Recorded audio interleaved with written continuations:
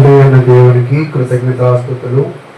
ప్రార్థన చేసిన సహోదరులకు ప్రభు నామమున వందనాలు తెలియజేస్తూ ఉన్నాను. మరొకసారి కూడి ఉన్న సహోదరి సహోదరులందరికీ కూడా ప్రభు నామమున వందనాలు తెలియజేస్తూ ఉన్నాను.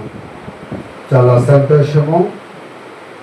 మీ అందరికీ ఉన్న భక్తిని బట్టి, మీ అందరికీ ఉన్న ఆసక్తిని బట్టి దేవుడు ఖచ్చితంగా మిమ్మల్ని, మీ కుటుంబాలను దీవిస్తారని నేనైతే ఆశిస్తూ ఉన్నాను. ఎందుకంటే మరి 8 గంటల ఆరాధన అనగానే మీరందరూ కూడా రావడం అనేది చాలా సంతోషకరమైన విషయం. అయితే కొన్ని నిమిషాలు వాక్యంలోకి మనము వెళ్ళే ప్రయత్నం చేద్దాం. మనము గత వారము నుంచి కూడా ఎవరి గురించి నేర్చుకుంటున్నాము అంటే పరిశుద్ధాత్మ దేవుడు అనే దాని గురించిన విషయాన్ని మనమైతే నేర్చుకుంటున్నాం.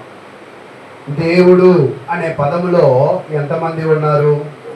3 ఉన్నారు. దేవుడు అనే పదము ఏకవచనమా బహువచనమా? బహువచనం. దేవుడు అనే పదములో ఒకవేళ 3 ఉండినట్లయితే వాళ్ళు ఎవరెవరు అంటే తండ్రి, కుమారుడు, పరిశుద్ధాత్మ. ఒకవేళ తండ్రి మాత్రమే దేవుడు, కుమారుడు, పరిశుద్ధాత్మ దేవుడు కాదు అంటే గాడ్ అనే పదము పరిపూర్ణమైనట్ట అవనట్ట? అవనట్టు. అంటే 3 ఉండాలి. 3 ఉండినట్లయితేనే ఆ గాడ్ అనే పదము పరిపూర్ణం అవుతుంది. అది మనకు అర్థం కావడానికి ఫ్యామిలీ అనే పదము రాస్తే ఫ్యామిలీలో ఎవరు ఉంటారు? తండ్రి ఉంటాడు, ఫ్యామిలీలో కుమారుడు ఉంటాడు, ఫ్యామిలీలో కుటుంబ సభ్యులు కూడా ఉంటారు. అంటే గాడ్ అన్న ఫ్యామిలీ అనే దానిని మనం ఎప్పుడైతే అర్థం చేసుకుంటామో గాడ్ అనే పదాన్ని మనం బాగా అర్థం చేసుకోవడానికి అవకాశం ఉంటుంది. అంటే 1లో ఇక్కడ ఎంతమంది ఉన్నారు? 3.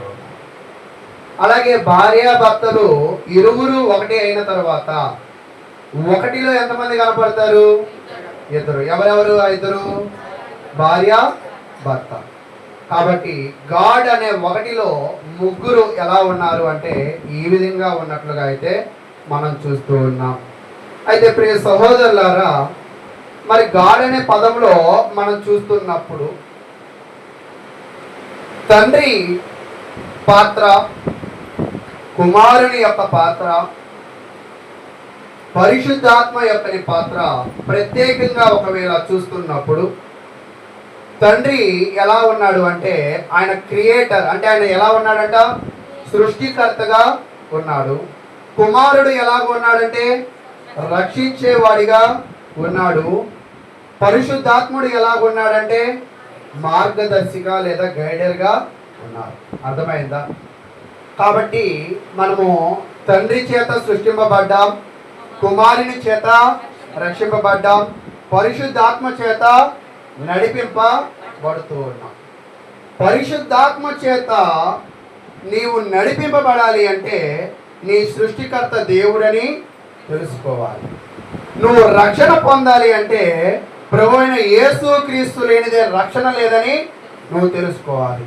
అప్పుడు మాత్రమే ఈ పరిశుద్ధాత్మని ఏం చేసిద్దంటే నడిపించి. అంటే పరిశుద్ధాత్మ చేత నువ్వు నడిపింపబడాలి అంటే సృష్టికర్త అయిన దేవుని తెలుసుకోవాలి, రక్షకుడైన యేసుక్రీస్తును కూడా తెలుసుకోవాలి. అయితే ఇది తెలుసుకోకుండా, దేవుడు అనే పదము అర్థం కాకుండా సంఘంలో ఉన్న వారికి ఇంకా ఏమి లభించలేదు అంటే పరిశుద్ధాత్మ లభించలేదు. ఇక్కడ వరకైనా మనం అధ్యయనం చేసాం. అయితే పరిశుద్ధాత్మకి బైబిల్లో ఎన్ని పేర్లు ఉన్నాయి అంటే చాలా పేర్లు ఉన్నాయి. ఏమిటి అంటే దేవుని ఆత్మ, యెహోవా ఆత్మ, ప్రభు ఆత్మ, పరిశుద్ధాత్మ, మూలమగు ఆత్మ, సత్యస్వరూపియగు ఆత్మ, ఆదరణకర్త. ఇలా చాలా పేర్లు ఆయనకి ఉన్నాయి. అయితే ఇప్పుడు మీ అందరికీ కూడా పరిశుద్ధాత్మ పనేంటో చూశారు, పరిశుద్ధాత్మ పేర్లేంటో చూశారు, పరిశుద్ధాత్మ కూడా దేవుడై ఉన్నాడన్న విషయం కూడా మీరు చూశారు.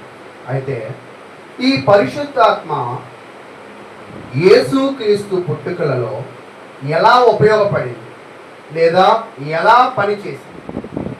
కన్యక గర్భవతి అయింది. దేని ద్వారా గర్భవతి అయిందంటే పరిశుద్ధాత్మ చేత గర్భవతి.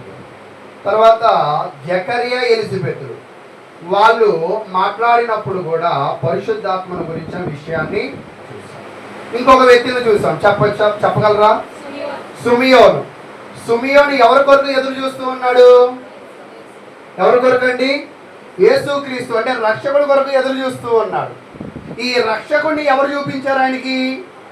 ఈ పరిశుద్ధాత్మ చూపించినట్లుగా మనమైతే చూసాం. అయితే ఈరోజు వాక్యంలో మనం ముందుకు వెళదాం, చూద్దాం. ఈరోజు మనము నేర్చుకోవాల్సిన వాక్యం ఏమిటి అంటే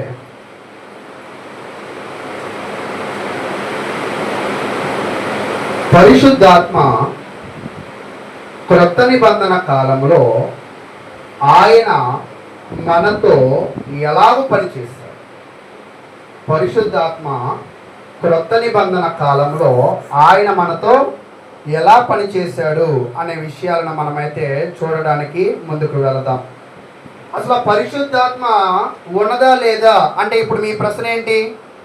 ఆ ప్రశ్నకు ఆన్సర్ ఏంటి? ఇప్పుడు పరిశుద్ధాత్మ ఉన్నదా లేదా? ఉంది.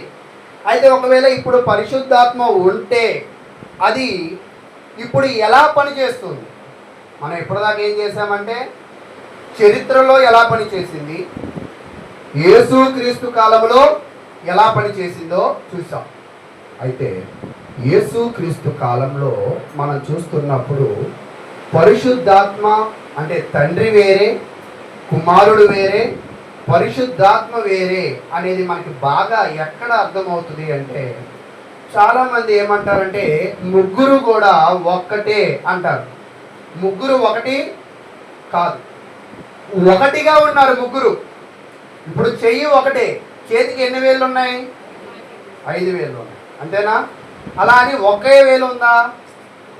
ఒక్క చెయ్యికి ఎన్ని వేళ్ళు ఉన్నాయి? 5 వేలు. అలాగే గాడ్ అనే ఓడికి ఎంతమంది కలిగి ఉన్నారంటే ముగ్గురు కలిగి ఉన్నారు. అయితే ప్రియ సహోదరులారా, ఈ పరిశుద్ధాత్మ యేసుక్రీస్తు బాప్తిసం పొందినప్పుడు మీ అందరికీ బాగా తెలిసింది. యేసుక్రీస్తు ఏం పొందాడంట? బాప్తిసం పొందినప్పుడు. బాప్తిసము పొందినప్పుడు పరిశుద్ధాత్మ కూడా ఏం చేశాడు అంటే శరీరాన్ని ధరించి, ఏ శరీరాన్ని ధరించింది? పావురము. ఏది అంట? పావురం. చూడండి, ఎప్పుడు కూడా ఆత్మలు ఏదో ఒక శరీరాన్ని ధరిస్తూ ఉన్నాయి. సాతానుడు మొట్టమొదటిగా ఏ శరీరాన్ని ధరించుకుని వచ్చాడు? సర్పము. యేసుక్రీస్తు ఏ శరీరాన్ని ధరించుకుని వచ్చాడంటే మానవ శరీరాన్ని ధరించుకుని వచ్చాడు. పరిశుద్ధాత్మ కూడా మనము చూస్తున్నప్పుడు అది ఏ శరీరాన్ని ధరించుకుని వచ్చిందంటే పావురము అనే శరీరాన్ని ధరించుకుని వచ్చింది. చూడండి, లూకా సువార్త 3వ అధ్యాయం. లూకా సువార్త పురుషులు చదవండి, 3వ అధ్యాయము 21వ వచనాన్ని నేను చెప్తూ ఉన్నాను. లూకా సువార్త 3వ అధ్యాయము 21వ వచనం నుంచి చదవండి. ప్రజలందరూ బాప్తిసము పొందినప్పుడు యేసు కూడా బాప్తిసము పొంది ప్రార్థన చేయుచుండగా ఆకాశం తెరవబడి పరిశుద్ధాత్మ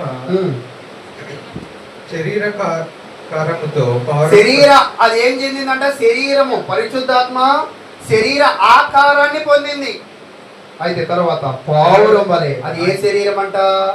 పావురం వలె ఆయన మీదకి దిగివచ్చును. అంటే పరిశుద్ధాత్మను మనం ఏమనుకుంటూ ఉంటామంటే ఆయనను ఒక పట్టు చీర పక్కన పెట్టినట్లుగా పక్కన పెట్టేస్తూ ఉంటాం.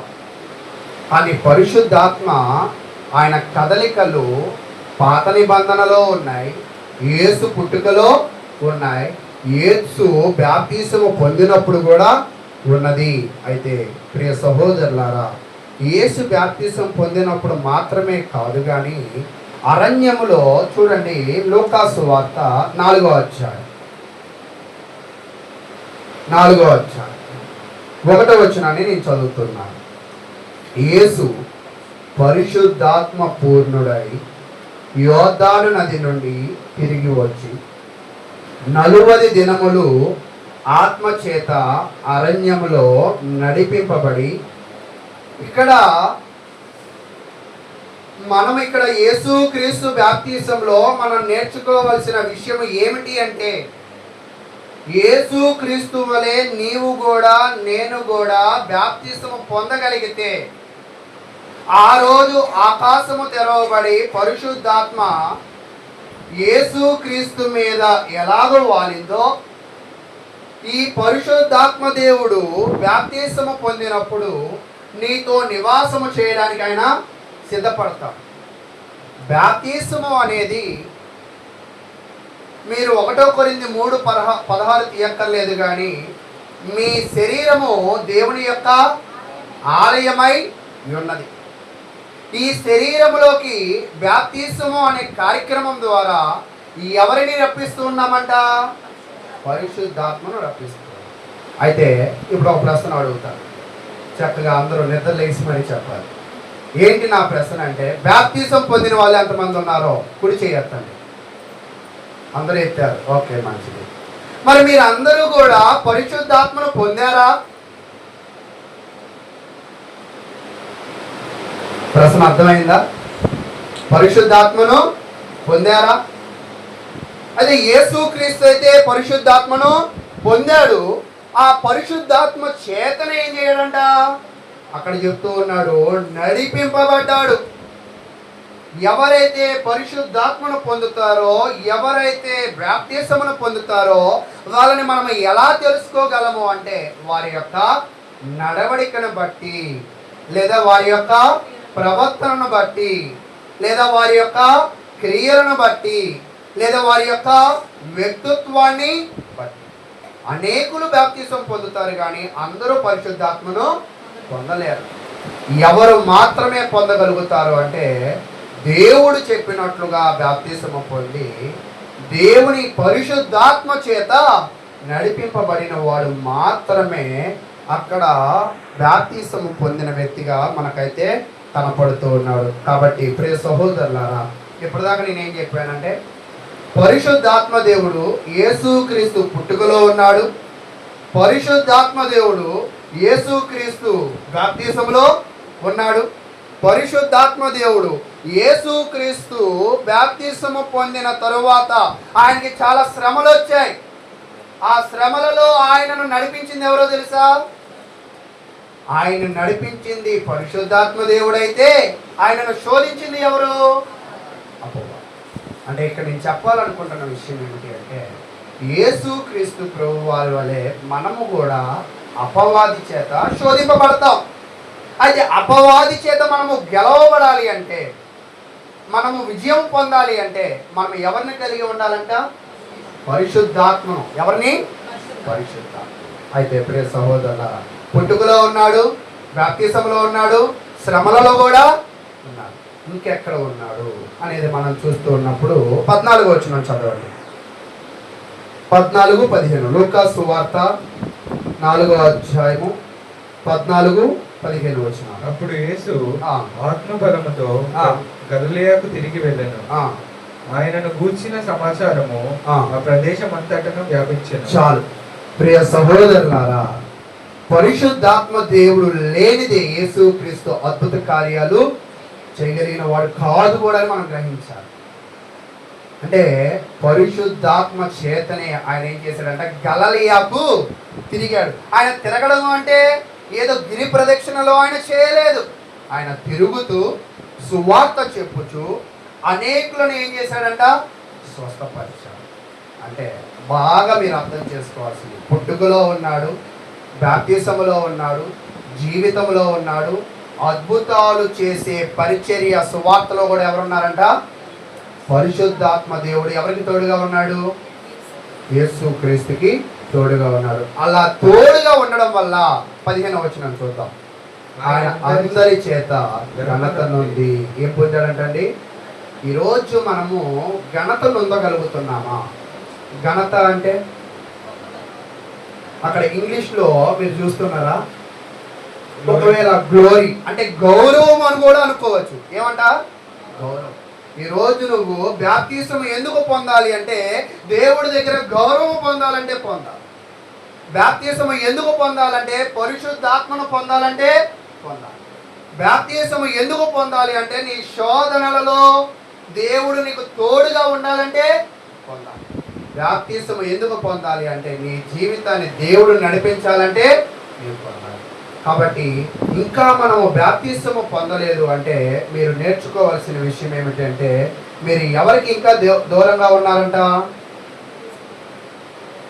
మీకు ఇంకా ఈ గాడ్ అంటే దేవుడు అంటే మీకు అర్థం కాల, సృష్టికర్త క్రియేటర్ మీకు అర్థం కాల, రక్షకుడు మీకు అర్థం కాల. అందుకే మీరు ఏం పొందలేదంటే హోలీ స్పిరిట్ పొందలేదు. అయితే ఈరోజు నేను చెప్పాలనుకున్న వాక్యం ఏంటంటే ఇప్పటిదాకా చెప్పిన వాక్యం పరిశుద్ధాత్మ దేవుడు చరిత్రలో ఉన్నాడు, యేసు జీవితంలో ఉన్నాడు. అయితే అదే పరిశుద్ధాత్మ దేవుడు నీ జీవితంలో ఎలా ఉంటాడు, నీతో ఎలా నడుస్తాడు, ఆయన ఉంటే నీ స్వభావము ఎలా ఉండవచ్చు అనే దానిని ఒక 3 విషయాలే, ఎన్ని విషయాలండి? 3 విషయాలే చెప్పి నేను ఈరోజు వాక్యాన్ని అయితే ముగిస్తాను. ప్రియ సహోదరులారా, యోహాను సువార్త 16వ అధ్యాయం. యోహాను సువార్త 16వ అధ్యాయము 7-8 వచనాలను నేను చదువుతూ ఉన్నాను. యోహాను సువార్త 16వ అధ్యాయము 7-8 వచనాలు చదవండి. అయితే నేను మీతో సత్యము చెప్పుచున్నాను, నేను వెళ్ళిపోవటం వలన మీకు ప్రయోజనకరము. నేను వెళ్ళని ఎడల ఆదరణకర్త మీ వద్దకు రాదు. నేను వెళ్ళని ఎడల ఆయనను మీ వద్దకు పంపుదును. అయితే ప్రియ సహోదరులారా, ఇక్కడ దేవుడు తెలియజేస్తున్న విషయం ఏమిటి అంటే యేసు క్రీస్తు ప్రభు వారు భూమి మీద ఉన్నప్పుడు ఎవరు రావడానికి అవకాశం లేదంట. ఎవరి దగ్గరికి రావడానికి? ప్రజల దగ్గరికి. అంటే యేసు క్రీస్తు భూమి మీద ఉంటే పరిశుద్ధాత్మ దేవుడు రాడు. మరి ఇంతకు వచ్చాడుగా అంటే అది కేవలం యేసు క్రీస్తు దగ్గరికే. అంటే ఈ పరిశుద్ధాత్మను అందరూ పొందాలంటే ఈ భూమి మీద నుంచి ఎవరి పైకి వెళ్ళిపోవాలా? యేసు క్రీస్తు పైకి వెళితే ఎవరికి ఎందుకు వస్తారు? పరిశుద్ధాత్మ దేవుడు. అయితే ప్రియ సహోదరులారా, అంటే యేసు క్రీస్తు భూమి మీద ఉన్నంత కాలము కూడా పరిశుద్ధాత్మను మనము పొందలేం. అంటే యేసు క్రీస్తు చనిపోయి పైకి వెళ్ళాకే అక్కడి నుంచి ఎవరిని పంపిస్తాడంట? ఈయన వెళ్ళి అక్కడికి చేయాల్సిన పని ఏమిటి అంటే అక్కడ చెప్తున్నాడు, మీకు నేనుంటే ఇంకా ప్రయోజనము లేదు. నేను వెళ్ళని ఎడల ఆదరణకర్త మీ యొద్దకు రాడు. నేను వెళ్ళిన ఎడల ఆయనను మీ యొద్దకు పంపుదును. అంటే పరిశుద్ధాత్మను మన దగ్గరికి ఎవరు పంపారు? యేసుక్రీస్తు. మీకు బాగా అర్థమయ్యేటట్టు ఇంకా బాగా చెప్తా. తండ్రి ఎవరిని పంపాడు? కుమారుని పంపాడు. కుమారుడు ఎవరిని పంపాడు? పరిశుద్ధాత్మను పంపాడు. అంటే వీళ్ళ ముగ్గురు వ్యక్తులు వాళ్ళు కలిసి ఏం చేస్తున్నారంట? పనిని చేస్తూ ఉన్నారు. అయితే వాళ్ళు కలిసి పని చేస్తూ ఉన్నారు. మరి సంఘంలో మనం కలిసి పని చేస్తున్నామా? ప్రశ్న అర్థమైందా మీకు? అంటే మనము కలిసి పని చేయడం లేదు అంటే మనలో ఇంకా ఏ లక్షణాలు లేవు? దైవ లక్షణాలు ఇంకా రాలా. అది ఒప్పుకోవాలా. అంటే నువ్వు ఎన్ని కానుకలు ఇచ్చినా, ఎంత తెల్ల బట్టలు వేసి బొట్టులు తీసేసి చౌరింగులు తీసేసిన, మ్యాటీలు అన్నీ తీసేసిన, నువ్వు ఇంకా సంఘముతో కలిసి పనిచేసే విధానంలో నువ్వు లేవు అంటే నువ్వు ఎంత సీనియర్ అయినా, నువ్వు ఎంత జూనియర్ అయినా, నువ్వు ఎంత బాగా పాటలు పాడినా, నువ్వు అనర్గళంగా దేవుని సేవ చేసినా, నువ్వు ఇంకా దేవునిలో దేవ లక్షణాలను ఇంకా కలిగి లేవు. అయితే ప్రియ సహోదరులారా, ఇప్పుడు యేసుక్రీస్తు పైకి వెళ్ళి ఆయన ఏం చేస్తాడంటే అక్కడ ఉన్న వ్యక్తిని ఇక్కడికి పంపిస్తాడు. మీకు ఎప్పుడైనా ఖోఖో అనే ఆట ఉంటుంది తెలుసా? ఖోఖో అనే ఆట. వెళ్ళి వాళ్ళు ఒకళ్ళు కొట్టి వాళ్ళు లేపి వీళ్ళు ఏం చేస్తారు? వీళ్ళు కూర్చుంటారు. అంటే ఇక్కడ మనం కూడా అర్థం చేసుకోవాల్సిన విషయం ఏంటంటే ఈయన ఇక్కడ నుంచి అక్కడికి వెళ్ళి ఆయనని ఇక్కడికి పంపించి ఆయన అక్కడ కూర్చుంటాడు. తర్వాత 8వ వచనం. ఆయన వచ్చి ఏం చేస్తారు? పాపమును గూర్చియు పాపమును గూర్చియు నీతిని గూర్చియు నీతిని గూర్చియు తీర్పును గూర్చియు తీర్పును గూర్చియు లోకమును ఒప్పుకొని చేయును. లోకమును ఒప్పుకొన చేయి. అంటే పరిశుద్ధాత్ముడు వచ్చి చేసే పని ఏమిటి అంటే, ప్రియ సహోదరులారా, బాప్తిసము అందరూ పొందుతారు, కానీ అందరూ పరిశుద్ధాత్మను పొందలేరు. దానికి గల కారణం ఏమిటి అంటే, పరిశుద్ధాత్మను నువ్వు ఎప్పుడు పొందగలవు అంటే, నీ పాపమును నువ్వేం చేయాలంట? ఒప్పుకోవాలి. నువ్వేమి చేయాలంటే నీతిని పట్టుకోవాలి, పాపమును ఒప్పుకోవాలి, నీతిని పట్టుకోవాలి, తీర్పును ఒప్పుకోవాలి. తీర్పు ఉందని అర్థం చేసుకోవాలి. అంటే ఈరోజు నీటిలో మునగమంటే, నేను గతంలో కూడా మీకు చెప్పాను, ఈ రవీస్ కాలువల్లో మా ఇంటి పక్కన గేదెలు ముంచి తీస్తూ ఉంటారు. ముంచి తీస్తూ ఉన్నప్పుడు దాని చుట్టూ ఉన్న గడ్డి, పేడ, దుమ్ము మొత్తం పోతూ ఉంటుంది. అంతేనా? ఈరోజు నీటికి శుభ్రపరిచే గుణం ఉంది. దేనిని శుభ్రపరచగలదు?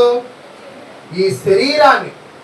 కానీ దేవుని చేత నీటి మూలంగా, ఆత్మ మూలంగా మునిగే ఆ మునుగుడు ఉంది కదా, అది శరీరముతో పాటు దేనిని కూడా శుభ్రపరుస్తుందంట? ఆత్మ. అంటే ఆత్మ శుభ్రపడుతుంది అంటే దానిలో ఇప్పుడు ఏమి లేదు, పాపము లేదు. దానిలో ఇప్పుడు ఏముంది? నీతి. ఎక్కడైతే పాపం ఉండదో, ఎవరి శరీరాలలో నీతి ఉంటుందో వాళ్ళకి ఏమి ఉండదంటే తీర్పు ఉండదు. అంతేనా? అర్థమవుతుందా? ప్రియ సహోదరులారా, బాప్తిసం మనం ఎందుకు పొందాలంటే, తీర్పు నుంచి తప్పించుకోవాలంటే పొందాలి, దేవుని సహాయము పొందాలంటే పొందాలి. ఆ బాప్తిసము పొందినప్పుడు నువ్వు చేయవలసిన పని ఏమిటి అంటే, నీటి మూలముగా, ఆత్మ మూలంగా మునగాలి. నీటిలో అయితే మేము ముంచుతాం, నువ్వు మునగకపోయినా. ఒకసారి నేను ఒక బాప్తిసం ఇచ్చాను. ఇలా ముంచి లేపినప్పుడు ఎక్కడో కొంత తడవలేదంట, అది నేను గ్రహించాను. ఆయన ఏం చేశారంటే, నా వెనకున్న ఆయన ఇంకోసారి ముంచాను. నా భయం ఏంటంటే, ముంచి ఆయనకి నడుము నొప్పి. పొరపాటున ముంచి లేపేటప్పుడు ఎక్కడైనా పట్టేసింది అనుకో, అనవసరంగా బాప్తిసం తీసుకున్నాం అనుకుంటాడని భయంగా ఇలా ముంచి లేపేస్తున్నా. వెంటనే ఫుల్గా చల్లగా ఉన్నాయి ఆ ఐస్ నీళ్ళు. అయితే బాగా భయం వేస్తూ ఉంది. అయితే రెండోసారి ముంచింది కూడా ఆయన ఏం చెప్పాడంటే, సరిగా మునగల. మళ్ళీ ఎన్నోసారి ముంచాడు తెలుసా? మూడోసారి మళ్ళా ముంచి, ఎలా అంటే పూర్తిగా ముంచి లేపాడు.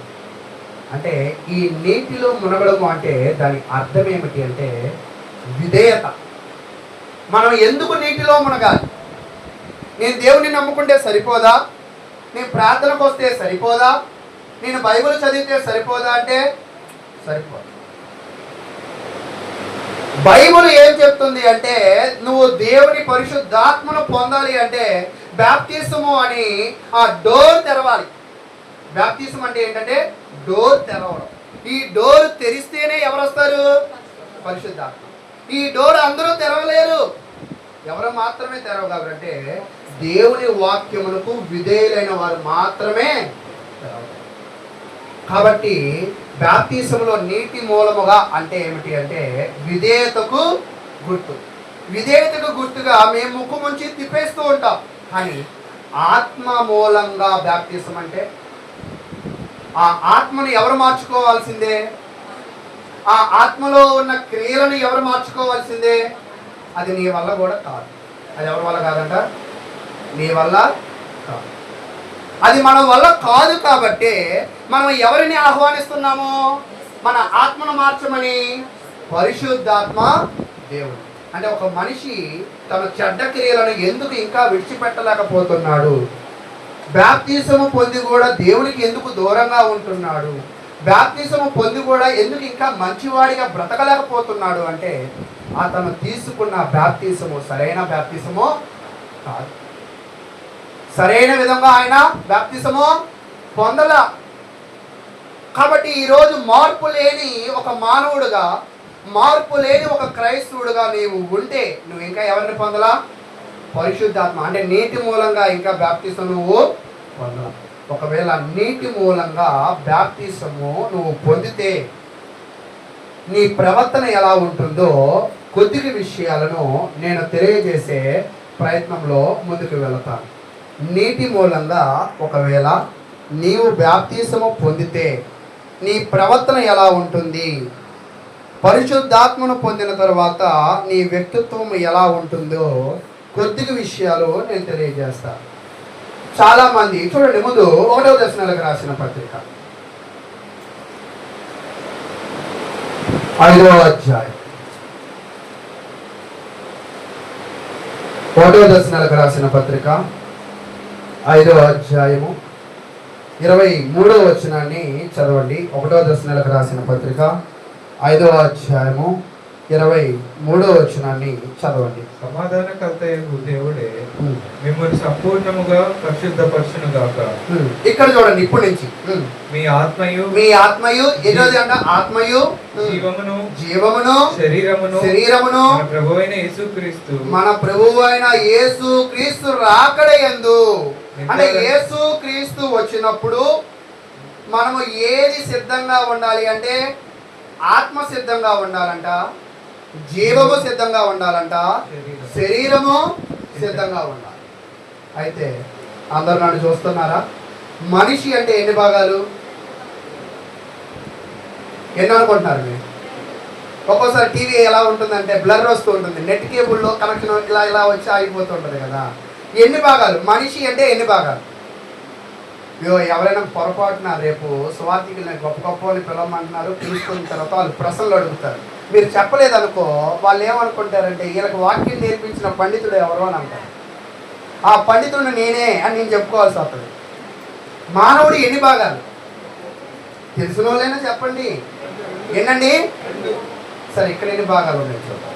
ఎన్ని ఉన్నాయి ఇక్కడ? అది మీరేమంటున్నారు? ఇక్కడ ఏముంటుంది? ఏంటంటే అవి చెప్పండి. ఆత్మయు పరిశుద్ధాత్మ పొందిన వాళ్ళందరూ మాట్లాడండి, పొందిన వాళ్ళు మాట్లాడబాకండి దయచేసి. ఏంటో చెప్పండి. ఆత్మయు జీవమును అంటే ఎన్ని భాగాలు అంటే మనిషి అంటే 3 భాగాలు. అయితే ప్రియ సహోదరులారా, దానిని నేను మీకు వివరించే ప్రయత్నం చేస్తాను. శరీరము అంటే ఏమిటంట? బాడీ. ఈ బాడీ అంటే అక్కడ ఏం చెప్తున్నాడంటే బాడీకి టెన్షన్స్ ఉంటాయి, హెడేక్ ఉంటుంది, మైగ్రేన్ ఉంటుంది, నర్వ్ సిస్టమ్స్ ఉంటుంది, స్టమక్ బ్లీడింగ్ ఉంటుంది, nuclear, skin rashes, asthma, arthritis, అన్ని రోగాలు దేనికుంటాయి? శరీర లక్షణాలు అంటే ఇవి. అంటే ఈ రోగాలు కలిగి ఉన్నప్పుడే మనం ఏం కలిగి ఉన్నట్టు? శరీరాన్ని కలిగి. శరీరం ఉన్నోడికి ఏమొచ్చింది? రోగం. లేదు అంటే అడిగి శరీరమే. కాబట్టి మన అందరికి శరీరాలు బాగానే ఉన్నాయి. ఎందుకంటే ఎండాకాలం వడదెబ్బ తగులుతుంది, వర్షాకాలం జలుబు దగ్గులు వస్తుంది, చలికాలం ఆస్తమాలు కూడా బాగానే వస్తున్నాయి. అంటే ఈ శరీరం మనకు ఉందని మనం ఒప్పుకున్నావా లేదా? ఒప్పుకున్నాం. సరే, రెండో పార్ట్ ఏంటంటే సోల్. ఏంటంటే సోల్ అంటే ఏమిటి? ఆత్మ. సరే, చాలా తెలివిగా ఒకళ్ళు చెప్పారు. స్పిరిట్ అంటే ఏమిటి? జీవమా? అదే అన్నారా? నేను చెప్పేస్తున్నాను. జీవం అంటున్నారా? ఓకే. అటు ఒకళ్ళు ఒక ఆన్సర్ చెప్పారు, ఇటు ఒకళ్ళు ఒక ఆన్సర్ చెప్పారు. సోల్ అంటే ఏంటి? స్పిరిట్ అంటే ఏంటి? అయితే ఈ సోల్ ఉంది కదా, ఈ సోల్ని దేనితో పోలుస్తారంటే ఈ జీవముతో పోలుస్తారు. దేనితో పోలుస్తారంట? జీవముతో. ఈ స్పిరిట్ని దేనితో పోలుస్తారంటే ఈ ఆత్మతో పోలుస్తారు. అంటే సోల్ అంటే ఏమిటి అంటే జీవము. జీవము అంటే ఏమిటి అంటే ప్రాణము. ఏంటంటే ప్రాణం. శరీరాన్ని కలిగి ఉన్నాం, అందరూ ఒప్పుకున్నారు. తర్వాత సోల్ అంటే ప్రాణమును కలిగి ఉన్నాం, అందరూ ఒప్పుకున్నారా? ఈ ప్రాణం ఎంతమందికి ఇవ్వబడింది? అందరికీ అంటే జంతువులకు ప్రాణం లేదా? జంతువులకు కూడా ప్రాణం లేదు. మరి జంతువులకి మనకి ఏంటి వ్యత్యాసం అంటే అది చేతులతో తిందు, మనం నోటితో తింటాం, అవి కాదు వ్యత్యాసం. నేను అనేది అంటే మీరు రకరకాలుగా చెప్తున్నారు కాబట్టి మీరు ఎవరు చెప్పొద్దు, నేను చెప్తాను, దానిని బాగా గుర్తుపెట్టుకోవాలి. కుక్కకి ప్రాణం ఉంది, మనిషికి ప్రాణం ఉంది. కుక్కలో రక్తం ఉంది, మనిషిలో కూడా రక్తమే ఉంది. రక్తమే మనిషికి ఏంటంట? ప్రాణం. ఆ ప్రాణములో ఏముందంటే జీవము జీవం లేనప్పుడు ఈ శరీరం ఏమైపోద్ది? ఆగిపోయింది, డెడ్ అయిపోయింది. ఓకేనా? అయితే ఈ శరీరంలో అక్కడ ఏం చెప్తుంటాడంటే ఈ సోల్లో ఏంటంటండి, ఈ సోల్ అంటే ఏమిటి అంటే మనకి బాగా అర్థం కావాలి అంటే సోల్ అంటే మనసు. సోల్ అంటే ఏంటంటే మనసు. సోల్లో కూడా ఏముందంట? సోల్లో ఇంతకు ఏముందని చెప్పి చదివాం, జీవం ఉంది అని చదివాం. ఈ సోల్లో ఏముందంటే మనసు కూడా ఉంది. అందుకే ఎప్పుడైనా బాగా కోపం వచ్చినప్పుడు బీపీ ఉన్న వాళ్ళు బీపీ మొనెట్లు ఉంటుంది కదా, అది పెట్టుకోండి. రక్తం వేడెక్కగానే బీపీ ఏమైంది? పెరిగిద్దా తగ్గిద్దా? అంటే మనలో ఉన్న జీవము మన ఎమోషన్స్ ఏం చేస్తుందంటే కంట్రోల్ చేస్తుంది. అంటే ఏమేమి కంట్రోల్ చేస్తుందంటే మనసును కంట్రోల్ చేస్తుంది, నిర్ణయాలను కంట్రోల్ చేస్తుంది, భావాలను కూడా కంట్రోల్ చేస్తుంది. ప్రియ సహోదరులారా, అంటే ఇక్కడ నేనేం మీకు చెప్పాలనుకుంటున్నాను అంటే సోల్ అంటే ఏమిటి అంటే జీవము. ఈ జీవము మనల్ని ఎలాగ ముందుకు నడిపించింది అంటే మనకి బాగా అర్థం కావాలంటే మనసు ఏం చేస్తుంది అంటే మన ఆలోచనలను, మన నిర్ణయాలను, ఇక్కడ చదువుతున్నారు చూస్తున్నారా, worry, doubts, fears, guilty, insecurity అనే వాటిని అది తీసుకువెళుతూ ఉంది. కాబట్టి ప్రియ సహోదరులారా, సోల్ అంటే ఏమిటి అంటే మనసు భావాలను కలిగి ఉండడం. జీవము మనసు భావాలను కలిగి ఉండడం. మనసు ఉందా నీకు అని అంటాం. ఏముందంటాం? మనసు ఉందా అని అంటూ ఉంటాం. అయితే మనకు శరీరం ఉంది, మనకి మనసు కూడా ఉంది. ఇప్పుడు స్పిరిట్, దీన్ని మనం అర్థం చేసుకోవాలంటే మనస్సాక్షి ఏంటండి? శరీరము, మనసు, మనస్సాక్షి, లేదా శరీరము, ప్రాణము, ఆత్మ ఏంటండి? ఆత్మ. అయితే ప్రియ సహోదరులారా, ఈ ఆత్మ మనకి ఏమిస్తుందంటే రక్షణను ఇస్తుంది. ఈ ఆత్మ మనకి ఏమిస్తుందంటే ఎష్యూరెన్స్. ఎష్యూరెన్స్ అంటే భరోసా. ఏంటండి? భరోసా. అయితే ఇప్పుడు నేనేం చెప్పాలనుకుంటున్నానంటే మీకు ఇంకొక పిక్చర్ చూపిస్తాను. ఆ పిక్చర్ మీకు అర్థమవుతుంది. ఇదిగోండి, ఇంకా బాగా మీకు అర్థం కాదు. ఓకే, కనపడుతుందా మీ అందరికీ? బాడీ అనగానే మానవ శరీరంలో దేన్ని నోటీస్ చేశాడు బొమ్మ? బ్రెయిన్. ఎందుకు బ్రెయిన్నే నోటీస్ చేశాడు? బ్రెయిన్ ఆలోచిస్తుంది, బ్రెయిన్ గాలి పీల్చుకుంటుంది, బ్రెయిన్ ఈ శరీరము మాట్లాడుతుంది, వింటుంది, అంతేనా? అయితే ఏవి వినాలి? ఇక్కడ సోల్ అంటున్నాడు. సోల్ అంటే చూడండి, మైండ్, విల్, ఎమోషన్స్. అంటే ఈ సోల్ మనల్ని ఏం చేస్తుందంటే ఆలోచింపజేస్తుంది. రెండవది భావాలను తెలియజేయడానికి ఉపయోగపడుతుంది. తర్వాత స్పిరిట్. స్పిరిట్ అంటే ఏమిటి అంటే మనం దేవుని యొక్క ఆత్మను పొందడం. ఈ ఆత్మను మనకు ఎవరిచ్చారంటే దేవుడు ఇచ్చాడు. ఈ శరీరాన్ని మనకు ఎవరిచ్చారంటే దేవుడు ఇచ్చాడు. ఈ శరీరము, ఈ ఆత్మ దేనిని బాగు చేయాలో తెలుసా? ఈ సోల్ని బాగు చేయాలి, ఈ మనసును బాగు చేయాలి. ఎందుకు అంటే మనసులో ఉన్న భావాలను, మనసులో ఉన్న ఆలోచనలను, మనసులో ఉన్న నిర్ణయాలను ఎవరి వైపు మలచాలంట? దేవుని వైపు మలచాలి. అందుకే నీటి మూలంగా శరీరం మునిగితే, ఆత్మ మూలంగా మనసు మునిగితే అప్పుడు నీ సోల్ ఎలా ఉంటుంది అంటే దేవునికి ఇష్టమైనదిగా. అందరికి అర్థమైందా? కాబట్టి నీటి మూలంగా ఎందుకు బాప్తిసం పొందాలి, ఎందుకు ఆత్మ మూలంగా బాప్తిసం పొందాలి అంటే నీ మనసును నువ్వు మార్చుకోవాలి అంటే వాటిని దైవ ప్రేరితముగా ముంచడము చాలా అవసరం.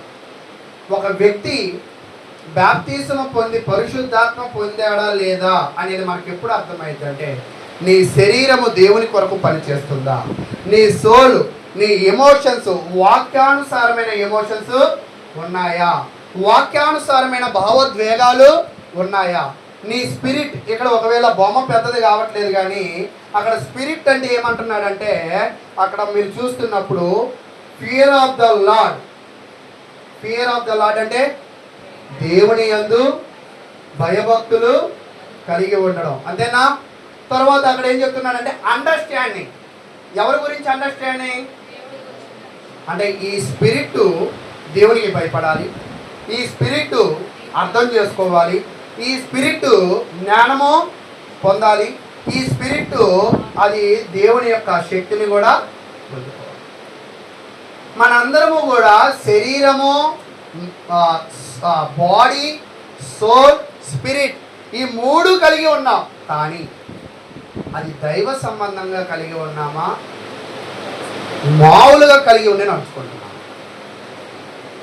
సామాన్య వ్యక్తులు మామూలుగా కలిగి ఉంటారు. దైవ సంబంధం కలిగిన వాళ్ళు దేవునికి భయపడతారు, దేవుని యందు భయభక్తులు కలిగి ఉండి దేవుని జ్ఞానమును పొందుతూ దేవునిని అర్థం చేసుకుంటూ వాళ్ళ హార్ట్లో ఎవరిని నింపుతారంట, ఎవరిని నింపుతారంటే వాక్యమును. కాబట్టి ప్రియ సహోదరులారా, ఎప్పుడైతే బాడీ, సోల్, స్పిరిట్ ఈ విధంగా ఉండిందో, నీ స్పిరిట్ దేవుని చేత నింపబడితే ఆ స్పిరిట్ నిన్ను వెలిగిస్తుంది, ఆ స్పిరిట్ నిన్ను నడిపిస్తుంది, ఆ స్పిరిట్ నీకు జ్ఞానాన్ని ఇస్తుంది, ఆ స్పిరిట్ నీకు పవర్ని, శక్తిని కూడా ఇస్తుంది. ఆ స్పిరిట్ ఏ స్పిరిట్ అంటే హోలీ. కాబట్టి హోలీ స్పిరిట్ ఉన్న వాడి మనసు బాగుంటుంది, వాడి మాటలు బాగుంటాయి, వాడి ప్రవర్తన బాగుంటుంది, వాడి ఆ ప్రవర్తనతో మాట్లాడే మాటలు బాగుంటాయి, చూసే చూపులు బాగుంటాయి, ఆలోచనలు కూడా బాగుంటాయి. ఇది బాగోలేదు అంటే ఇది బాగోలేదు, ఇది బాగోలేదు అంటే ఈ ఆత్మను ఇంకా వాళ్ళు పొందల. అయితే ఇప్పుడు ఒక క్వశ్చన్ అడుగుతా, మీరందరూ బాప్తిసం పొందారా అంటే అందరూ కూడా ఇక్కడ ఒక 90% చేతులు ఎత్తారు కదా. ఇప్పుడు మీరు నిజంగా హోలీ స్పిరిట్ను పొందారా?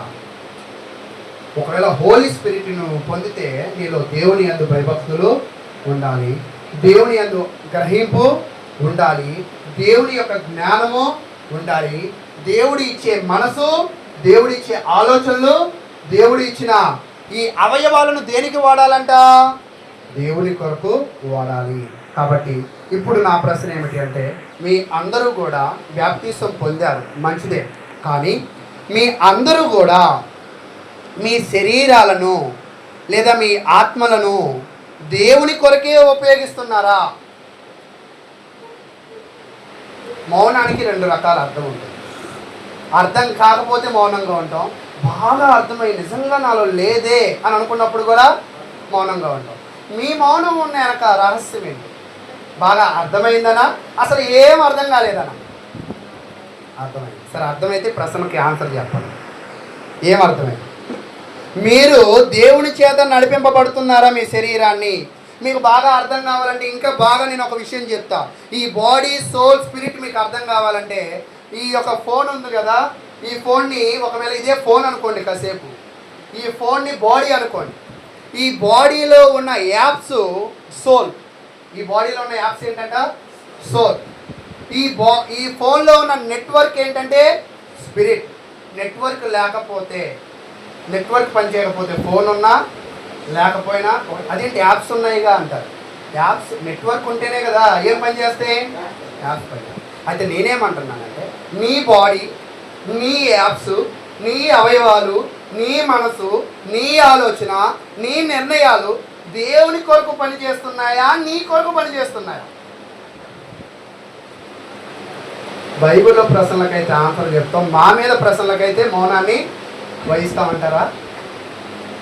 కాబట్టి దేవుడు కోరుకునేది ఏమిటి అంటే, ఇంకా మీకు వాక్యము బాగా అర్థం కావాలి అంటే ఈరోజు నుంచే మీ జీవితాలని ఆలోచన చేయండి.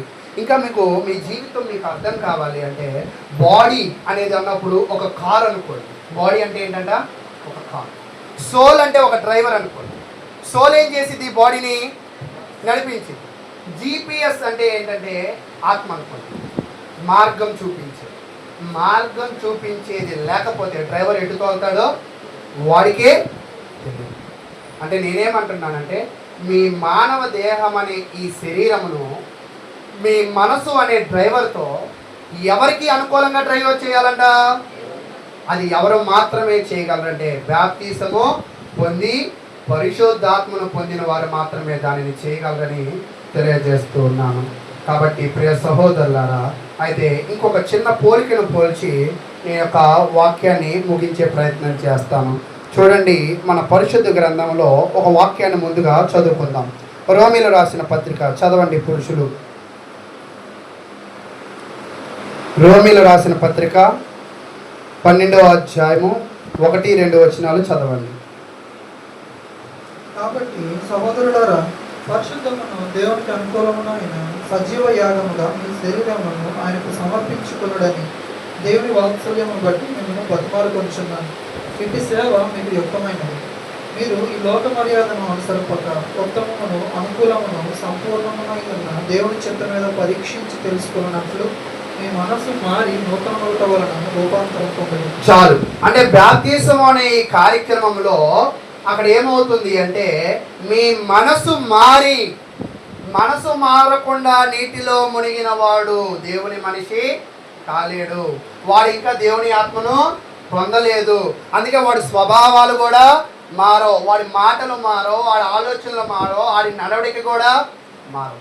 ఈరోజు మనము బాప్తిసము పొందామా, పొందినట్టు నటిస్తున్నామా? ఒకవేళ పొందితే నీ మనసు ఏమవ్వాలంట? నూతనం అవ్వాలి, అంటే మారాలి. అంటే నీ మనసులో రకరకాల భావోద్వేగాలు ఉన్నాయి, రకరకాల శరీర కోరికలు ఉన్నాయి, రకరకాల ఆలోచనలు ఉన్నాయి. అయితే దైవ సంబంధమైన మనసు ఎలా ఉంటుంది అంటే, దేవుని చిత్తము ఏదో సంపూర్ణముగా తెలుసుకొని పరీక్షించి నడుచుకుంటారు. ఈరోజు మీరు చేసే ప్రతి పని కూడా దేవుని చిత్తమా కాదా అని ఆలోచన చేస్తున్నారా లేదా? కాబట్టి ప్రియ సహోదరులారా, చివరిగా నేను ఒక విషయాన్ని తెలియజేస్తూ ఈ వాక్యాన్ని ముగించే ప్రయత్నం చేస్తాను. ఏమిటంటే, ఇక్కడ ఉన్న బొమ్మ మీకు కనపడుతుందా? బొమ్మ ఇక్కడ ఈ తలకి ఇందాక మనం ఏం పేరు పెట్టాం? బాడీ అని చెప్పాం. ఇక్కడ ఉన్న పార్టీకి ఏం పేరు పెట్టాం? సోల్ అని చెప్పాం. ఆ తర్వాత ఉన్న దానికి ఏం పెట్టాం? స్పిరిట్ అని పెట్టాం. ఓకేనా? అంటే ఏ యొక్క బాడీ, ఏ స్పిరిట్, ఏ సోల్ అయితే దేవుని కొరకు బ్రతుకుతుందో వాళ్ళే క్రైస్తవుడు. ఈరోజు నువ్వు నీ కుటుంబం కొరకు బ్రతికితే నువ్వు ఇంకా క్రైస్తవుడివి కాదు. నువ్వు ఇంకా పరిశుద్ధాత్మను పొందలేవు. ఆ జ్ఞానం ఇంకా నీకు ఎవరా దేవుడు, ఎందుకంటే అది నువ్వు పొందలేదుగా. అయితే ఈ బాడీ దేని కొరకు పనిచేస్తుంది అంటే, ఈ బాడీని మనము నియంత్రించాలి. ఈ బాడీని మనం ఏం చేయాలంట? నియంత్రించాలి. తర్వాత ఈ బాడీని నువ్వు నియంత్రించగలిగితే నీ మనసు ఏమవుతుంది అంటే మారుతుంది. ఎవరైతే బాడీని తన ఆధీనంలో ఉంచుకుంటారో వారి మనసు వారి ఆధీనంలో ఉంటుంది. కాబట్టి శరీరము, మనసు మనం ఏం చేసుకోవాలంట? నియంత్రించుకోవాలి.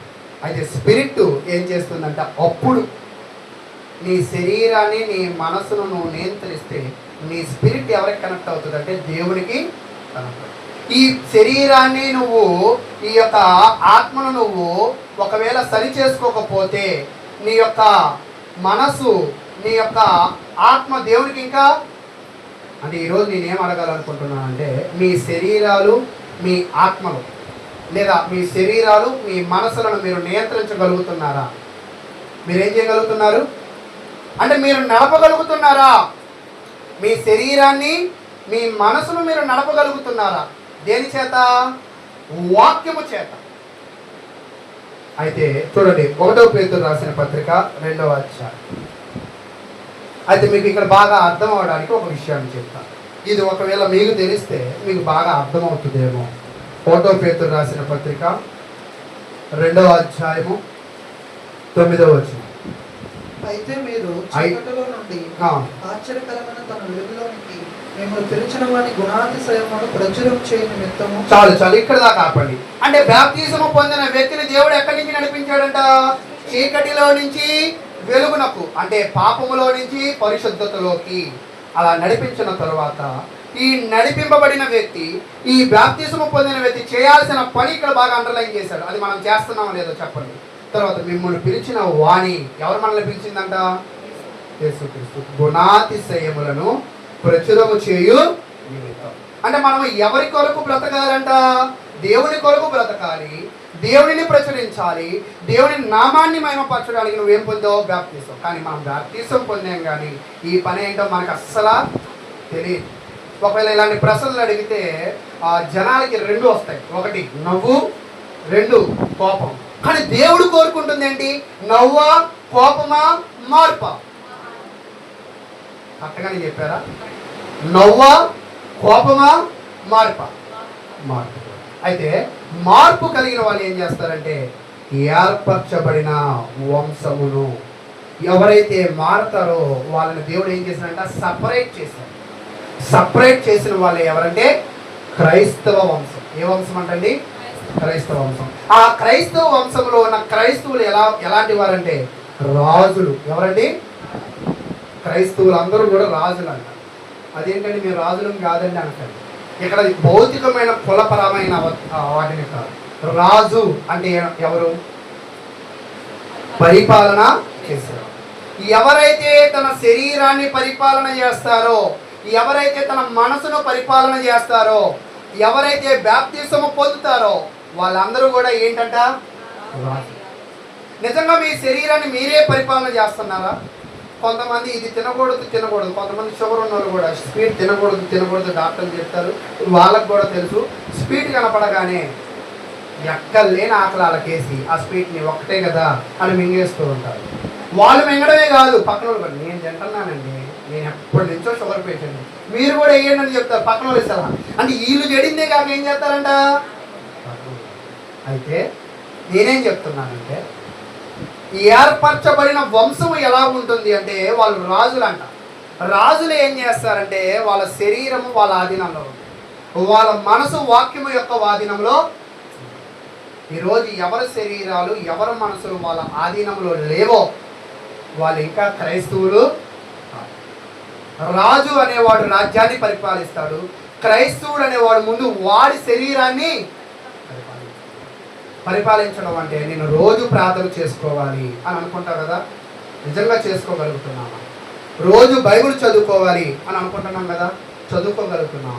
బాప్తిస్మం తీసుకున్నప్పుడు ఈ శరీరమును ఈ ఆత్మను దేవుని కొరకు ఉపయోగిస్తానని ఒక నిబంధన చేసావు కదా, అది నువ్వు చేయగలుగుతున్నావు.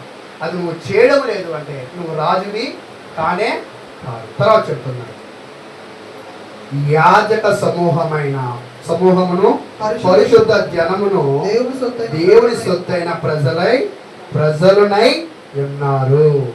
ఎవరైతే వారి శరీరాలను వారి మనసులను సరైన మార్గములో పెట్టగలుగుతారో, ఎవరైతే వారి శరీరాలను వాళ్ళ మనసులను వాక్యము చేత కడుక్కోగలుగుతారో వాళ్ళు మాత్రమే ఎవరంట?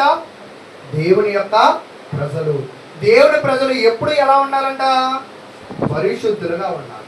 ఎందుకంటే మనము పరిశుద్ధులుగా లేకపోతే హోలీ స్పిరిట్ మన దగ్గర ఉండదు, అది పారిపోయింది. ఒక్కోసారి కొంతమంది అంటూ ఉంటారు, నీతో నీ భార్య 6 నెలలు కూడా ఉండదు, పారిపోయిద్ది అంటారు. మంచోడి దగ్గర భార్య పారిపోయిద్దా? ఎవరి దగ్గర పారిపోయిద్ది? చెడ్డోడి దగ్గర పారిపోయింది. అలాగే నువ్వు మంచి మనసు ఉంటే నీ శరీరాలను మంచిగా ఉపయోగిస్తే పరిశుద్ధాత్మ నీలోనే ఉంటుంది. ఒకవేళ మంచిగా ఉపయోగించలేదనుకో పరిశుద్ధాత్మ ఏం చేసేదంట? ఒక రకంగా నీకు దండం పెట్టేసి అది పారిపోతుంది. కాబట్టి ప్రియ సహోదరులారా, ఇది మీకు అర్థం కావాలంటే నేను ఒక బొమ్మని మీకు వేసి చూపిస్తాను. ఇది ఎవరు? ఇది మనం అనుకుందాం. ఇది ఎవరో? మనిషి అంటే మానవుడు. ఇది ఎవరు? ఇది గుడారం. ఏంటండి? కనపట్లేదు కదా కొంచెం. ఓకే, ఇప్పుడు ఓకే, ఇది ఏంటండి? ఇది గుడారం. ఇదేమిటంటే యెరూషలేము దేవుని ఆలయం. ఒక మనిషి తన బాడీ, తన సోల్, తన స్పిరిట్ ఏంటండి? Body, soul, spirit. అంటే పరిశుద్ధ మీకు గుడారం గురించి తెలిసిన వాళ్ళు ఎంతమంది ఉన్నారు? మీరందరూ చాలా సీనియర్ విశ్వాసులు కాబట్టి ఒక కీలకమైన ప్రశ్న ఏంటంటే ప్రత్యక్షపు గుడారం అని ఉండేది కదా, అది తెలిసిన వాళ్ళు ఎంతమంది ఉన్నారు? గుడారం అంటే డేరాలు కడతారు, తాళ్ళు ఉంటాయి, అది కాదు నేను అనేది. గుడారంలో ఏముంటాయో కూడా తెలియాలా. గుడారంలో ఏముంటాయో కూడా తెలియాలి. అయితే ఒకవేళ మీకు తెలియకపోతే ఈరోజు నేర్చుకోండి. ఇదిగోండి, ఇది గుడారం కదా, ఇది గుడారం. ఈ గుడారం స్ట్రక్చర్ ఏంటంటే ఇది ఇన్నర్ కోట్, ఆవరణం. ఓకేనా? ఈ ఆవరణంలో ఏముంటుందంటే గంగాళం ఉంటుంది. గంగాళం ఎందుకు? గంగాళం ఎందుకంటే నీళ్లు దాచుకోవడం కొరకు. దేని కొరకండి? అసలు నీళ్ళు ఎందుకు? శుభ్రపరచుకోవడం కొరకు. ఓకేనా? తర్వాత హోలీ ప్లేస్. హోలీ ప్లేస్ అంటే మనము మన బాడీని మనం ఏం చేసుకోవాల్సిందే ఖచ్చితంగా? దానినే నీటి మూల వ్యాప్తిస్తాము. ఓకే. తర్వాత హోలీ ప్లేస్. హోలీ ప్లేస్లో ఏమున్నాయంటే చెప్పగలరా? ధూపవేదిక, రొట్టెల బల్ల, దీపస్తంభం. అంటే ఈ దీపస్తంభము, ఈ రొట్టెల బల్ల, ఈ ధూపవేదిక అంటే ఏమిటి అంటే దేవుని యందు భయభక్తులు కలిగి ఉండడము, దేవుని చేత వెలిగింపబడము, దేవుని చేత నడిపింపబడము, దేవుని చేత బ్రతకడం. దేవుని చేత ఏమవడం అంట? బ్రతకడం. ఎవరైతే వారి శరీరాలను బాప్తిసం ద్వారా కడుక్కున్నారో వాళ్ళ మనసులు ఎలా ఉండాలి అంటే దేవుని చేత నడిపింపబడాలి. అక్కడ హోలీ ప్లేస్కి మన మనసుకి ఏముందంటే కనెక్షను. తర్వాత చివరికి ఏముందంటే హోలీ ప్లేస్ దాటిన తర్వాత మోస్ట్ హోలీ ప్లేస్. అంటే ఇంగ్లీష్ రాని నేను చెప్తున్నాను, మీరు చెప్పట్లా. ఏంటిదంటే అతి పరిశుద్ధ స్థలం. అంటే మానవ శరీరానికి సాక్ష్యపు ప్రత్యక్షపు గుడారానికి ఏముందంట? సంబంధము ఉంది. మన శరీరాన్ని కడుక్కోవాలి, మన ఆత్మ వాక్యము చేత నడిపింపబడాలి. అప్పుడు మాత్రమే హోలీ ప్లేస్కి ఒక యాజకుడు ఏమవ్వడంటే వెళ్ళగలడు. అలా కాకుండా నేను యాజకుడిని, నేను ఎప్పటి నుంచో యాజకుడిని, నేను అహరోను సొంత కొడుకుని, నేను కడుక్కోను, నాకు హోలీ లేదు, నాకు మోస్ట్ హోలీ ప్లేస్ కావాలి అంటే సాధ్యమో? ఒక్కోసారి అంటే ఎవరిని కించపరచాలని కాదు, నాకు చిన్నప్పటి నుంచి ఈ రెడ్డి కుర్చీ చాలా ఇష్టం. ఇది నాకు కావాలని నేను తీపిచ్చి వేయించుకున్నాను. అంటే ఇక్కడైతే నా ఇష్టం చెల్లిద్ది. అలాగే కొంతమంది కూడా కొన్ని ప్లేసులకి అంకితం అయిపోతూ ఉంటారు. అలాగే ఇక్కడ మనము కడుగుకోకుండా హోలీ ప్లేస్కి వెళ్ళడానికి అవకాశము లేదు. కాబట్టి అందుకే యేసుక్రీస్తు ప్రభువారి ద్వారా మనం ఏం చేశామంటే నీటి మూలముగాను ఆత్మ మూలం. నీరు దేనిని శుభ్రపరిచిద్ది? ఆత్మమూలమైన బాప్తిసం దేనిని శుభ్రపరిచిద్ది? ఈ మనసును. ఈ శరీరము ఈ మనసు శుభ్రపరిస్తేనే ఏమొచ్చింది? హోలీ స్పిరిట్ వచ్చింది. ఒకవేళ ఈ శరీరము ఈ మనసు శుభ్రపరచకపోతే హోలీ స్పిరిట్ రాదు. శుభ్రపరచలేదు అంటే డోర్స్ వేసేసాం. మనం ఏం చేసామంట? చాలామంది ఇంకొంచెం విచిత్రంగా ఉంటారు, కడుక్కుంటారు, అంటే బాప్తిసం మునుగుతారు, కానీ వాళ్ళ హృదయాలను ఇంకా ఏం చేయలేదు. కాబట్టి ఇంకా ఎవరు రారు? పరిశుద్ధాత్మ దేవుడు రాడు. అందుకే ఇక్కడ పేతురు పత్రికలో ఏం చేస్తూ ఉన్నాడంటే రాజులైన యాజక సమూహం, రాజులు వాళ్ళ శరీరాలను వాళ్ళ మనసులను నియంత్రించుకుంటారు. పరిశుద్ధ జనమును యాజక సమూహం. యాజకులు ఎవరు సేవ చేస్తారు? దేవుని సేవ. యాజకులు ఎక్కడికి వెళ్ళి సేవ చేస్తారంటే పరిశుద్ధ స్థలములకి, అతి పరిశుద్ధ స్థలానికి వెళ్తారు. ఈరోజు నీ హృదయంలో పరిశుద్ధాత్మ దేవుడు కొలువు ఉండాలంటే ఖచ్చితంగా నీటి మూలమైన బాప్తిసము అవసరము, ఆత్మ మూలమైన బాప్తిసము అవసరము. నీటి మూలంగా ఆత్మ మూలంగా బాప్తిసము పొంది వారి మనసులు వాళ్ళ ఆలోచనలు బాగున్నప్పుడే వాళ్ళలో ఎవరు కొనుగొంటారంటే పరిశుద్ధాత్మ దేవుడు. ఒకవేళ ఏదో అమ్మ కోసమో, నాన్న కోసమో, భర్త కోసమో, భార్య కోసమో నీటిలో మునిగిన వారి శరీరము, వారిలోకి ఎవరు రారు? ఇంకా పరిశుద్ధాత్మ దేవుడు రాడు. కాబట్టి నా దగ్గర ఇంకా పరిశుద్ధాత్మ దేవుడు రావడం మళ్ళా నన్ను ముంచండి అంటే అవసరం. మీరు ఆల్రెడీ మునిగారు కదా, మీరు ఇప్పుడు దేన్ని మార్చుకోవాలా? మనసు మార్చుకోవాలి. మనసు మార్చుకోకుండా ఇంకొక 10 సార్లు వెళ్ళి మునిగినా కూడా మీరు నయమాను అనే ఒక గజ్జి రోగం, అంతేనా? కుష్టి రోగం. ఆ కుష్టి రోగం ఉన్న వ్యక్తి ఎన్నిసార్లు మునగమన్నాడు దేవుడు? ఆ ప్రవక్త 7 సార్లు. ఒక 3 సార్లు మునిగి చూసుకుంటే ఆ శరీరం ఏమి స్వస్థత? దేవుడు అంటే ఆ ప్రవక్త చేత ఆదేశింపబడిన అన్నిసార్లు మునిగితేనే ఆ శరీరానికి స్వస్థత. అలాగే పరిశుద్ధాత్మ దేవుడు కూడా ఎప్పుడు పొందగలమంటే నీటి మూలంగా, ఆత్మ మూలంగా బాప్తిసము పొంది నీ ప్రవర్తనను నువ్వు వాక్యానుసారంగా వెళ్ళినప్పుడు మాత్రమే నీకేమిటి అంటే పరిశుద్ధాత్మను నువ్వు పొందగలవు. కాబట్టి ఇప్పుడు చదవండి, చదవండి. అయితే మీరు నేను వాల్ పేపర్ వేశాను, దాన్ని చదవండి. స్పిరిట్ అంటే మనిషి అంటే ఎవరు?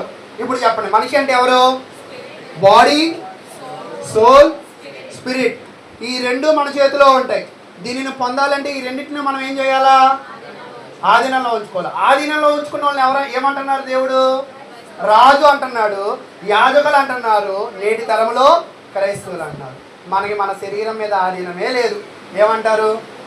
మనం ఏవి చూడకూడదు అంటామో అవే చూస్తాం, ఏవి మాట్లాడకూడదు అంటామో అవే మాట్లాడతాం, ఏవి తినకూడదు అంటామో అవే తింటాం. కాబట్టి ఈ రెండు మనకి ఆధీనంలో లేదు అంటే దీనిని మనం ఎప్పుడూ కూడా పొందలేదు.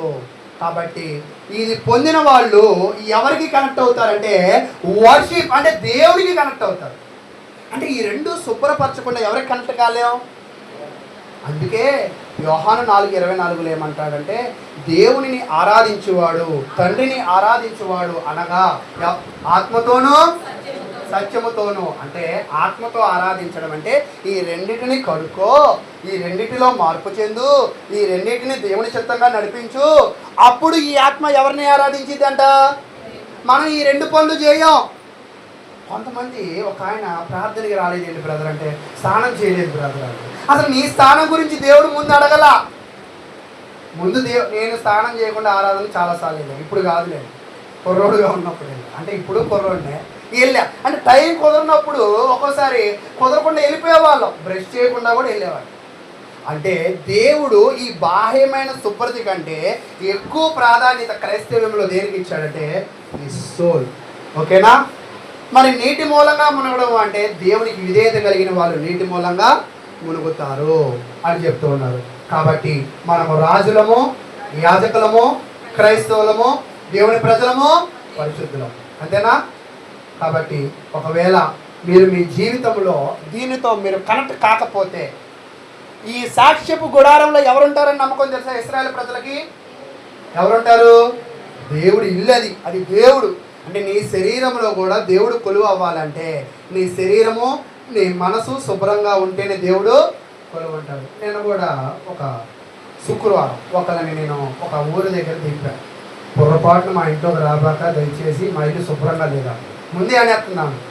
నేనేం రాను, నాకు అర్జెంటుగా ప్రార్థన ఉంది, నేను వెళ్ళిపోవాలన్నా. అంటే శుభ్రంగా లేకపోతే మనుషుల్ని మనం ఎక్కడికి ఆహ్వానించాం? ఇంట్లో కాదు. మీరు ఒకవేళ మీ ఇంటికి నేను వచ్చాను, వర్షాకాలం అనుకున్నాను. ఏ కాలం అండి? వర్షాకాలం. మీ బట్టలన్నీ ఇంట్లో ఆరేసారు, ఎందుకంటే బయట ఆరవు కాబట్టి. ఓకే, సడన్గా నేను వచ్చాను, వెంటనే మీరు చేసే పని ఏంటి? తీసేవాళ్ళు పుణ్యాత్ములు ఉన్నారు, తీయకుండా అలా కూర్చోబెట్టే పుణ్యాత్ములు కూడా ఉన్నారు. అయితే ఎక్కువ శాతం ఏం చేస్తారంటే ఆ ఇల్లును వెంటనే శుభ్రపరిచేస్తారు. 2 minutes అంటారు. ఎంత? 2 minutes మొత్తం శుభ్రం. అంటే ఒక వ్యక్తి మన దగ్గరకు వస్తేనే మన ఇల్లు శుభ్రంగా ఉండాలని మనం అనుకుంటున్నాం కదా. పరిశుద్ధాత్మ నీతో నివాసం చేయాలంటే నీ శరీరం శుభ్రంగా ఉండాలి, నీ మనసు శుభ్రంగా ఉండాలి. అప్పుడు మాత్రమే ఆయన నివాసం చేస్తారు. ఇది మాత్రమే నేను చెప్పాలనుకున్నా. ఏది అర్థం కాకపోయినా ఈ 3 మొక్కలు మాత్రం గుర్తుపెట్టుకోండి. దేవుని కొరకు మీరు జీవించగలరని తెలియజేస్తూ నేను ఈ యొక్క వాక్యాన్ని ముగిస్తూ ఉన్నాను. ఏమైనా సందేహాలు ఉంటే తర్వాత నన్ను పర్సనల్గా అడగండి.